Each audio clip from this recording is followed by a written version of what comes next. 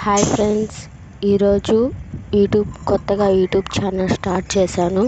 Village స్టైల్లో పప్పుల్స్, నెల్లూరులో famous అయిన పప్పుల్స్ తయారు చేసే విధానం నేర్చుకుందాం.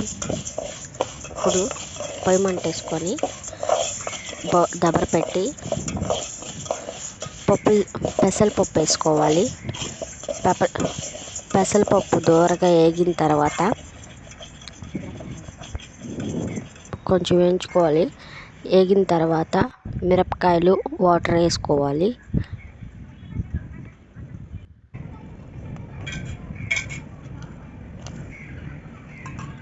తర్వాత టమోటాలు వేసుకొని కొంచెం మగ్గిన తర్వాత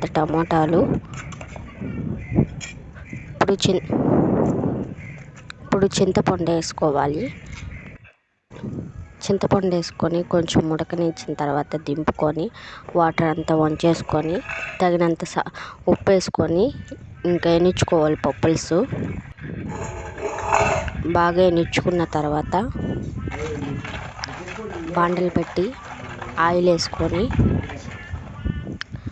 మిరపకాయలు వేసుకొని వేయించుకోవాలి. పప్పుల్స్లోకి చాలా బాగుంటుంది. మేము ఉప్పు మిరపకాయలు అంటారు, కొంతమంది చల్ల మిరపకాయలు అంటారు.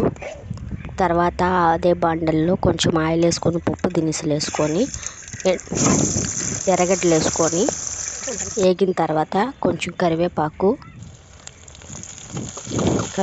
వేసుకున్న తర్వాత ఆ తెరమాత అంతా పప్పుల్స్లో వేసేసుకోవాలి.